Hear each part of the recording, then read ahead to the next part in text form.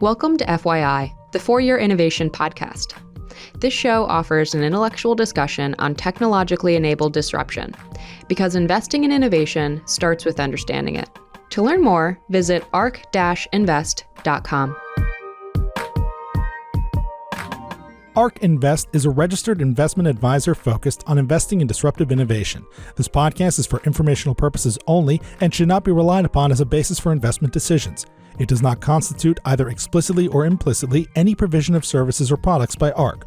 All statements made regarding companies or securities are strictly beliefs and points of view held by ARK or podcast guests and are not endorsements or recommendations by ARK to buy, sell, or hold any security. Clients of ARK Investment Management may maintain positions in the securities discussed in this podcast. This podcast includes a testimonial from Amova Asset Management, formerly known as Nikko Asset Management, a current client of ARK Investment Management. Amova is a client of ARK Investment Management in its capacity as a sub-advisor. In addition to being a current client, Amova is compensated by ARK for referring investors to the ARK ETFs. These financial relationships create material conflicts of interest as they influence the referral of investors and may influence the views or statements made by the Amova representative appearing as a guest on this podcast. Please refer to the show notes for additional information regarding the relationship between ARK and Amova. The testimonial reflects the guest's experience with ARK Investment Management and is not necessarily representative of the experience of other clients. No assurance is given that any client will achieve similar results. Hi, my name is Cathie Wood. I am CEO and CIO of ARK Invest. And this is FYI, our podcast for your innovation. Well, today we have a very special guest, one of our partners, a very important partnership, as I will explain on the podcast. I don't think ARK would exist today if it weren't for a company named Amova. At the time we struck our partnership, nearly 10 years ago, the company was called Nikko Asset Management, owned by Sumitomo Mitsui Trust Bank. And I had the pleasure in Japan recently, no, it was Hong Kong recently, to sit down to dinner with Stefanie Drews, CEO, fairly newly named CEO of Amova, which has also been newly named. And we talked about more than just our professional lives. We talked about our personal lives, our passions.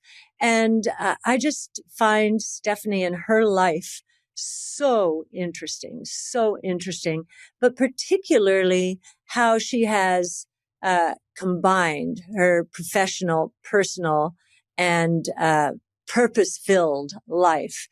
So I thought you might like to learn a little bit about it as well. She has an extraordinary background, having graduated from Oxford and then Harvard, and will give you a sense of how she evolved to become the CEO of Amova in a country and an industry where there are not many women CEOs. So I hope you enjoy the interview as much as I enjoyed it. Greetings, everyone, and welcome to FYI, For Your Innovation. We just gave you the intro, and now I'd like to welcome Stefanie Drews, who heads up Amova. Amova is a new name for our partner, which we used to call Nikko Asset Management. And Stefanie is the CEO of Amova, newly named, and kind of gives us a glimpse into Amova's strategy, the name itself. So maybe we'll start there, Stefanie. Okay. Just Amova. Why change? And why the name Amova? We, as you point out, Cathie, we've been called Nikko Asset Management for a very, very long time. And that's because we used to be owned in Japan by a large security firm called SMBC Nikko Securities. And so the name came from there. And in Japan, it's very funny. You always have to wait until the third word before you know who you belong to, because everyone is Sumitomo, everyone is Mitsu, but eventually you get to a differentiator. So we had the name because of that. And then we were sold to another company where we are now, Sumitomo Mitsui Trust Bank. It's a trust bank. It's actually the third biggest trust bank in the world. And we've been sitting there for many, many, many years. But because we still have this confusing name, people often think that we are still linked to the old securities house, but we're not. We're an independent asset manager sitting within a trust bank. And so for the last 10 years, we've had 4 attempts at changing our name, but it always failed for some reason. There were big fights. People loved it. People hated it internally, and it didn't work. But this time it did. And the reason it did is because we changed our methodology. We actually did it with the employees. And so we spent about 14 months with the employees figuring out who are we. And we decided probably what defines us most is that we are innovative, that we're forward moving. And of course, we have the fiduciary duty of an asset manager. And so we had the word AM, moving, innovation. And so we combined that into a coined word, Amova. And then, of course, it had to work in every language in the world, including in Mandarin, in Cantonese, in Japanese, and so on. And it worked. And people loved it because it was real. And so this time it was a success, and we are extremely happy with it. And the response has been very, very positive. Yeah, I agree. And maybe we'll start now with the story of how ARK and Nikko at the time, but now Amova, came together. I'll just tee it up, Stefanie, and I should first say thank you so much for doing this interview. You know, we've been partners now in some way, shape, or form for nearly 10 years. Right. And I just want to tee up in terms of the innovative mindset that Amova has. We learned about that nearly 10 years ago because we did our first webinar and we put it out into the ether when nobody knew who we were. But we used the title, Investing in Technologically Enabled Disruptive Innovation. And then we looked at the names of the people who tuned in. And I would say there were about 40 listeners. And one of them was Nikko Asset Management. And we said, what?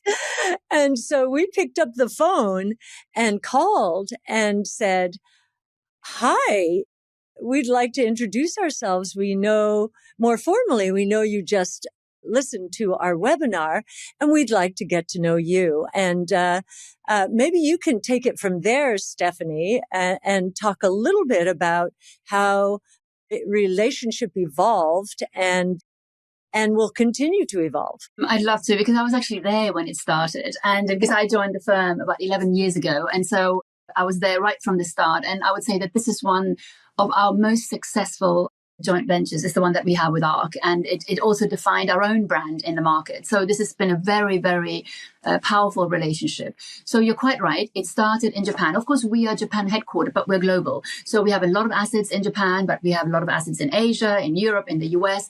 But this started in Japan. And when we connected with you, we were kind of blown away. We were always known as the firm that does things slightly differently. We're very global. We are bilingual, fully bilingual, using AI and simultaneous translation. So language has never been a barrier. But we love the theme of technology at the time. And actually, we looked into robotics, and we did a lot of work with our retail clients on the robotics side. But then when we saw ARK, this was way beyond any of that. And so we realized that this was something that would work extremely well. Potentially in the Japan retail market, that is actually a very progressive market that looks at themes in a very long term. And after we reached out, we developed our first theme, which was disruptive innovation. Of course, after that, we had many other more specific themes like genomics and mobility as a service and so on. But we started with that, and we, with a large distributor, we were able to bring this to the market. And really from then it grew and grew, and still is a very significant part of our assets. And we are a very significant part of your assets, and in the sense that we manage it through us. And we continue to to have ARK as the bit that really drives the innovation part. Of course, we do other innovation, but it started from there. And I would say that now this has expanded way beyond Japan. So in Asia, you are incredibly well known, and there are many names for you, Cathie, as you probably know. In each region, they give you a different name, but it's always a name that kind of where you are in people's hearts. But for us, it's actually brand defining, and so it's been very, very powerful. So yeah, you're quite right. We were looking for a partner, and it matched. And a final thing I would like to say is ARK is the example, the template for us for how to do a joint venture. First, see if there's a cultural fit, and see if there is a fit in how you see investments. When that works, try and make it work first and see if there's a business fit, and only then see if there's a capital fit. And actually, ARK is literally the template for that path. And for us, there was an immediate blend. And it just shows you that in Japan, everyone thinks that you have to look a certain way, act a certain way to fit in. You don't look that certain way. I don't look that certain way. But you were a perfect fit and still are. And so this has been incredible.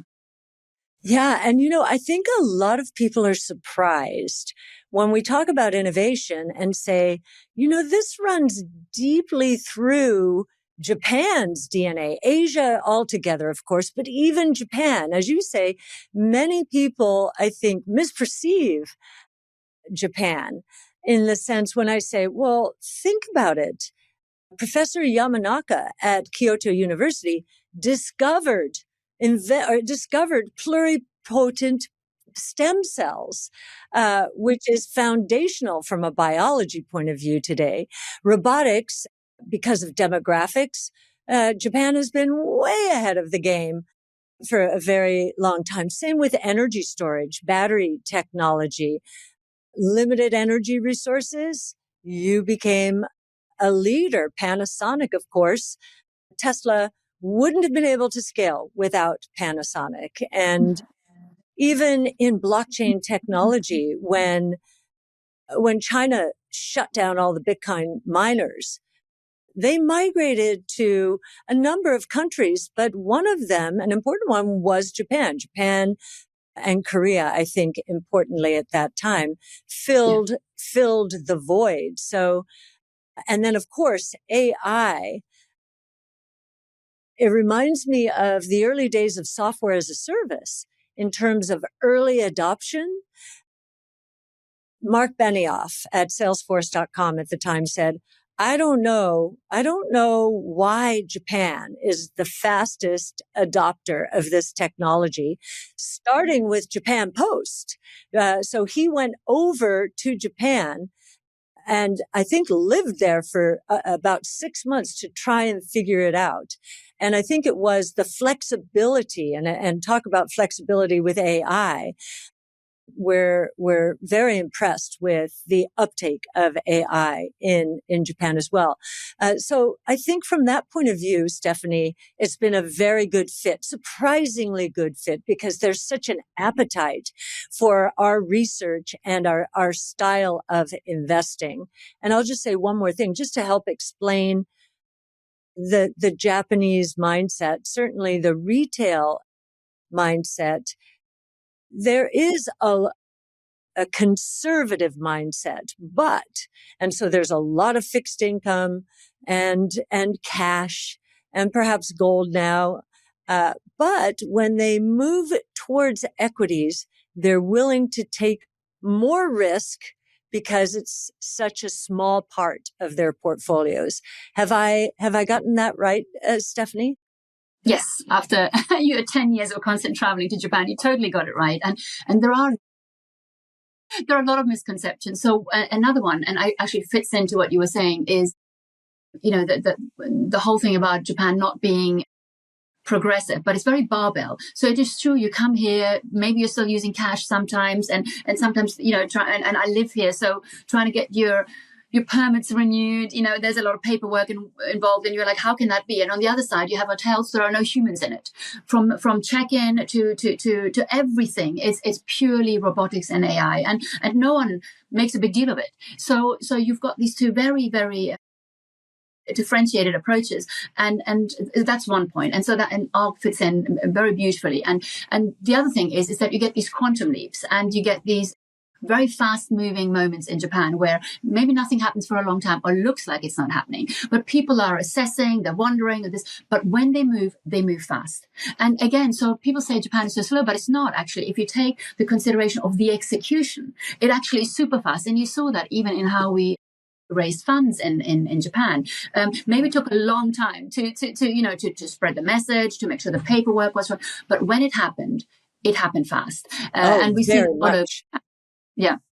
Yes, so much so that we had a distribution partner here in the US. And Japan, it took a little while to negotiate, but once, and in fact, we started with a Fintech fund, which was on our roadmap. Yes, it was on our roadmap for 2019, but I think our first discussions in 2015, early 16, were all about, you know what? This is happening faster in Asia than you believe. And of course, WeChat Pay was the poster child for a digital wallet. So Japan led us to fintech before most of our competitors, and the uptake was absolutely tremendous. And of course, it accelerated our research into digital wallets, really because Asia was leading the charge, not the US, as many people think. Exactly. So it can be very, yeah, I mean, people may have a different view. I completely agree. And you're right, it was the Fintech Fund. But what happened after that paved the road for thinking in a disruptive way about other themes as well, whether it was, in biotech fields or so on and so forth. But what I thought was really interesting is that a lot of people say, but isn't that really complicated? And we found that even very complicated themes we could position in Japan. And again, people say, yeah, but mobility as a service, what does MAAS? People don't even know what it stands for. But in the end, we were able to share extremely complex themes with a very large audience that people considered not to be sophisticated, but it was. And again, a misconception. Yes. And I think another thing that helped was at the time, it was called Twitter. And we were giving away our research on Twitter. At the time, we still give away our research on all kinds of social networks. But even with the translation at the time, we saw the hunger for the kind of information and the kind of research that we were doing. And so that kind of fed, sort of the virality of our entrance into Japan. So certainly helped by your distribution efforts, helped, enormously. And, really your championing of innovation and ARK. So we'll forever be grateful for that. I don't think ARK would be here today if it had not been for Nikko Asset Management. Thank you, Cathie. And I mean, for us, it's been a game changer as well. And I just want to say, for us, we also have everything that ARK does in Japanese. We have Japanese websites replicating it. And actually, our translator is your voice of Japan. And so your voice is also really well known. Yeah. Well, let's talk about recent developments at Amova.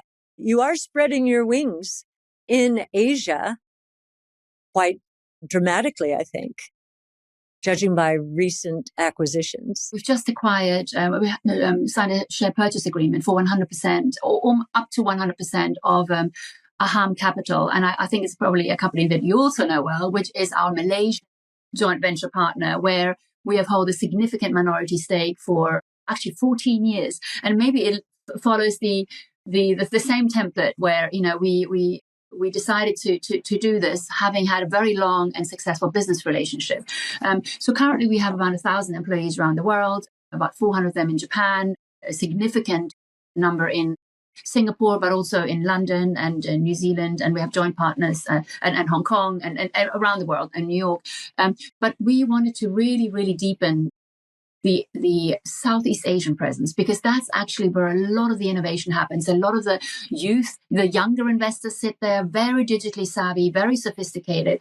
And Malaysia is kind of a great starting point. Malaysia, Indonesia, Thailand, Vietnam at the beginning. And so we already had our joint venture with Aham Capital, but they were phenomenal partners. They also have 3 subsidiaries that are really awesome. They've got this digital wealth platform called Versa, where they hold a large minority stake, but they also have a private equity firm and a Sharia compliant Iman firm. So there are lots of opportunities to kind of really enhance our footprint, but we wanted to do it as in a full partnership. So this was super, super exciting. I wanted to get it done before Christmas, and we did by 2 days. So very stressful December, but this is a huge leap forward. 400 incredible employees will be joining us, around $30 billion in AUM. And so very, very exciting. And again, an opportunity for us to further share the kind of products that we are creating right now, of course, including with ARK into, of course, Malaysia, but into Southeast Asia. So we're looking for a plan to expand that presence. And now we are truly an Asian powerhouse over and above what we have globally. And that is phenomenal for us. I was with you. Well, I don't think we were together in Malaysia. We were in Hong Kong. Yes. But during that trip, I stopped with my team and your team in Malaysia, not knowing that this was going on behind the scenes. And the gratitude we received for our visit and for the information that we were sharing. I mean, it was inspiring, and just such a friendly country, so friendly. Yeah. And so digitally savvy. I mean, the technology, the way they deal with technology is just unbelievable. And even the way Aham deals with technology is quite extraordinary. And the beauty about Malaysia as well is it's just moving from an emerging market to a developed market. So it's on the cusp. So it has its foot in the emerging market. It really gets it, but it totally has its foot in the developed market in terms of its governance and how it's moving forward. And that's a very unusual position for a country to be in. So it bridges beautifully, 2 worlds. And absolutely, technology is a big, big, big part of that. Right. And as you mentioned, Amova is global. And I know you have boxes that you tick. Maybe you can talk a little bit about that, just how you are going to continue spreading your wings. So definitely we will. So we have a global growth plan that is a 10-year plan that started in 2022. It'll go up to 2032. We attach something like, we'll double our AUM, but actually I don't so much care about doubling the AUM. It's kind of meaningless. It's more about the quality of the business that we have. And so we have half of that will come from our organic footprint that we will keep growing, but half will come inorganic. And we have kind of 6 boxes. 3 are investment-led that complement our existing joint ventures, which is like with yourself and so on. And the 3 that we want to take are sustainable investment. And we've done that with Osmosis in London. Private assets, and we've done that with TKO, a French private asset firm, where we now have a joint venture in Singapore where we are creating kind of Asian versions of the European and global product, like Asian credit and Asian private equity, Asian infrastructure. And then the final one was ETF, where we have a huge footprint in Japan and in Singapore, but not really so much elsewhere. And so we want to expand that. And then we have 3 which are more regional, where we need to have majority ownership. And that's Europe, US, and Asia. Ticks the Asia box. And so we have 2 more boxes that we clearly need to tick. And also we are looking for an ETF partner as well. But actually we are open to expanding inorganically even beyond that. But that's the core of what absolutely we need to do. You've set the course here, Stefanie. I've watched you do it, and it's been a remarkable run, and I think you're kind of blazing a trail. And again, I'll go back to, I think many people will be surprised that this all really started from a Japanese footprint that has gone global in a very successful way. Is there anything else you'd like to share about? Because I'd also like to. This podcast came about because you and I were talking more about our personal lives and families and child rearing and so forth. What it's like to grow up in this industry and multitask, shall I say. But anything more on Amova first? No, I mean, I think the personal is very linked to the professional. So Yes. I would love to, I'm happy to move on for sure. Yeah. So, well, maybe, and I think as we discussed, the three lenses are professional, personal, and then purpose or passion. And they are linked, as you say, in many ways. So maybe you can talk a little bit about all three.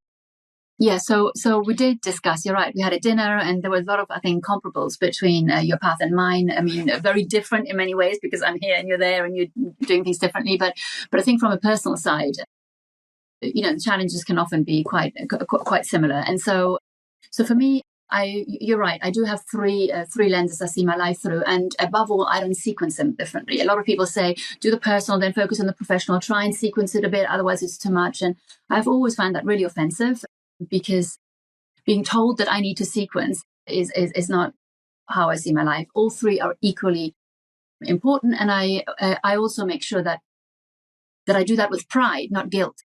And so I have a personal life. I'm a single mother. I have 3 children.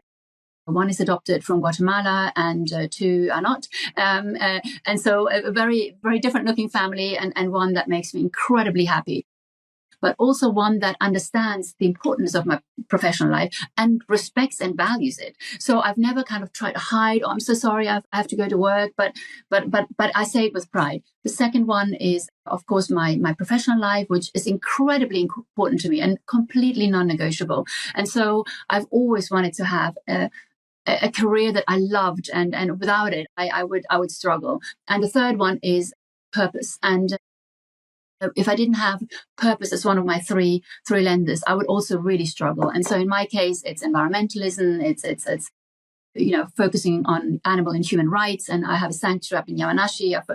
I look at animal agriculture through a very sharp lens. And so my children and I actually run this sanctuary together and do a lot of that kind of purpose-led work together in that space as a family. We say that it's not about the lowest common denominator, but the highest. And so we all have to meet the highest common denominator when it comes to purpose work. And we do that. Yeah. And I guess our lives have been very similar in that I too am a mother of 3. And for most of their lives, I have been a single mother. So that, and I do remember I had 3 children in 5 years. And I remember the most exhausting part of my entire life were those first 5 years with children. And, just it was physically exhausting. But then I would go to work and, I was using a completely different set of muscles, brain, most important. And so it was, for me, a beautiful and necessary combination. But I think like you, I think you might have done a little bit more with less of a village. I surrounded myself with a lot of people who helped me organize my life. I listened to the way you've done things. And I think you actually had your children organizing their lives and in many ways, because my children were educated in the Montessori method, they certainly had that side of the child rearing, okay, you're independent, you can do this. But I think you personified it. Maybe you can talk a little bit about that. Yes. So I do. I actually have I didn't have that big a village, and I don't even here. Obviously, my family's not here, and I do have a lot of friends and support, but ultimately it's my responsibility. So from the beginning, I decided my children needed tools, not solutions. I can guide them, but they have to have tools, and so I really focused on that. And this sounds strange because it sounds overly structured, but when I had my first child, I decided, okay, what is my plan? And I often front run and backfill. And that's what I was doing. And I decided I wanted 3 things for my children. Firstly, I wanted them to be fully multilingual in 4 languages with different roots, with a Latin root, with a Germanic root, with an Asian root. And then, of course, they had English for school. And so, and they speak Japanese, English, German, and Spanish. So that was that. The second thing I wanted was I wanted them to be empathetic and put themselves last. And I think that's an extremely important part of an education because empathy can be taught. And so that's why the sanctuary, the many rescue dogs that we have, the way that we, in the family construct, the most empowered comes last, the least empowered comes first. And then I also wanted them to be cool. So I said I don't want them to be playing, a sport that they will never play again, an instrument that they will never play again after school. I want them to do something that in their adult life they can carry on doing and gives them something that is actually fun and different. And so with my children, I had the language, definitely had the empathy. And on sport, I was like, they're either going to be super surfers or super skiers, but it's going to be one of these 2 things. And they are awesome skiers. Beyond belief skiers. They can do any mountain in any kind of snow. And so these are the 3 things. So I feel that I've given them tools, ability to be empathetic, but also given them a fun edge as well. But I was very, very structured in how I did that for all 3. Yes, you are highly productive, highly productive. I think everyone knows when we have meetings with you that exactly a half an hour is how long they will be. And we get so much done because we know we're not going to be, shooting the breeze. We're going to be accomplishing goals or setting out goals to accomplish. Well, and also I speak really fast because I grew up in Italy, so that helps get things done in a smaller amount of time. But yes, I try to be, I am quite structured. I simply have to be. I don't have the space otherwise. And I found one thing you wanted to discuss, and it just says a lot about you, Stefanie, is you wanted to discuss some of your stumbles, which actually ultimately catapulted you to where you are now, clearly. But I think it would be wonderful if you would share some of them and maybe give people ideas about how you overcame some of the obstacles, the struggles, and really now are right at the top as CEO. The path and the end game was never something that I put in question, even as I was stumbling. So I didn't change my aims, but I think stumbles happen every day, every year, throughout life. That can be small, that can be huge. But I think the biggest thing for me was that if I did something and I knew that maybe just morally or ethically, I was doing something and I wondered if I actually looked at the full supply chain and what I'm doing is the right thing. And then, of course, there is the option to have this cognitive dissonance where you kind of tell yourself it's okay because, and then your brain can rest and you can keep doing the thing that isn't right. And one of the things that I have done is I've often realized I could be doing things better. I could be doing things in a more ethical way. And facing yourself is really tough because you basically have to accept that probably you spent 20 years doing something that you could have changed 20 years ago. And so it's very difficult. And so one of the things I teach my children, and maybe that's, you do it through Christianity, I do it through my method, but maybe it comes in the same end where you have to do the right thing. You have to show kindness, you have to be in the right space, but that means confronting what you didn't do right. And I think this is a tool that many people don't apply enough and that I've applied myself. So I think it's the same thing where on the career side, it's the same thing in your family.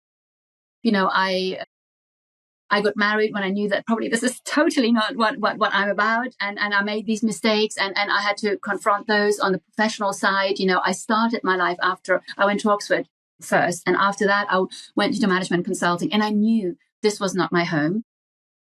And but I was already 3 years into it. And I thought maybe it's too late. And then I realized, okay, I made a mistake.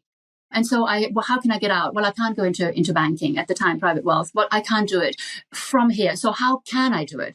Well, the path was an MBA, but I don't have money for an MBA. So how do I do it? And then I worked my way through. I did an MBA at Harvard. I then went into Morgan Stanley and I was happy. But when you make a career misjudgment or when you make a personal misjudgment or an ethical misjudgment, there is always a way back. And maybe maybe you started too late, but it doesn't matter. It matters what you do going forward. And I think this has been a huge thing in my life, that it's okay everyone goes off path. And so that is something that really has allowed me to address my stumbles, but it means having the strength to look at what you did wrong and instead focusing on how to fix it. So that is, for me, why I've always been able to move forward with the children, where I'm sure I made a million mistakes, every parent does, but I knew where I wanted to be. And that, maybe that, I don't know, that answered your question. No. It does. And so now the question is, given how much you have accomplished, how do you think about the next 10 to 20 years? Do you, as you said, you're very structured, and you've accomplished so much already. Do you have aspirations that perhaps, you'd like to share? I always feel that I'm on a path. And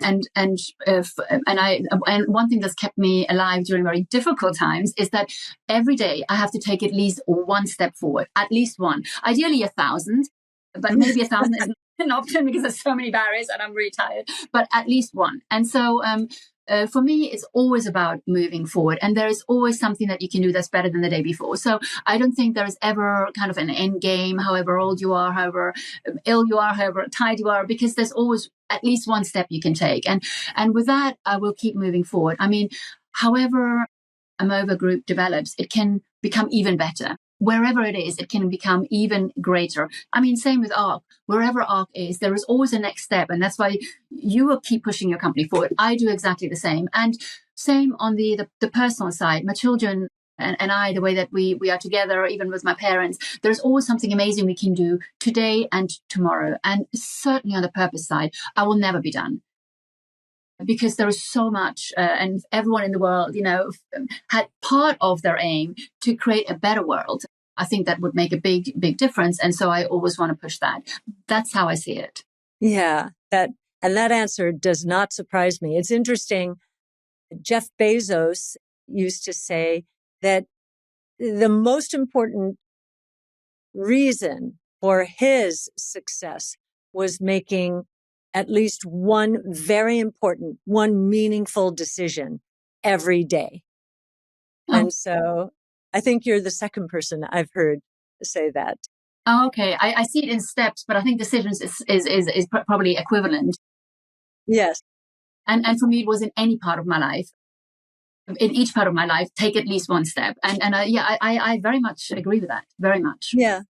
Yes. Well, you know what? I think this is the longest meeting I've ever had with you, Stefanie. No, I'm kidding. Yeah. We've shared meals together and we've had good times. And that's how this podcast came about, because I find your life so interesting, and you have been able to do it all and to do it all so thoughtfully and, really not sacrificing, really working at not sacrificing personal, professional, or purpose. And so I really admire that. And I just wanted to highlight you in terms of our partnership, certainly, which has been, now we're, as I said, nearly 10 years partners, but also you as the person. I think more people should follow your philosophy. I've done so, as you say, in very similar way, not quite the same, but a very similar way. And, we just want to, I think both of us, inspire people that, there are a lot of ways to make the world a better place. And you can do this professionally, personally, and in terms of a passion or a purpose. And that all three are important. So thank you so much, Stefanie, and Happy New Year to newly named Amova and to you. Thank you very much, Cathie. Great to see you, and I hope to see you very soon. Likewise. Thank you. Thank you for listening to this episode of FYI, the For Your Innovation podcast. If you enjoyed this episode, please hit that like button and make sure to leave a comment down below letting us know what you thought. And if you haven't already, please make sure to subscribe to the show and follow us at ARK Invest on your favorite social platforms so you stay up to date whenever we drop a new episode. ARK believes that the information presented is accurate and was obtained from sources that ARK believes to be reliable. However, ARK does not guarantee the accuracy or completeness of any information, and such information may be subject to change without notice from ARK. Historical results are not indications of future results. Certain of the statements contained in this podcast may be statements of future expectations and other forward-looking statements that are based on ARK's current views and assumptions, and involve known and unknown risks and uncertainties that could cause actual results, performance, or events to differ materially from those expressed or implied in such statements.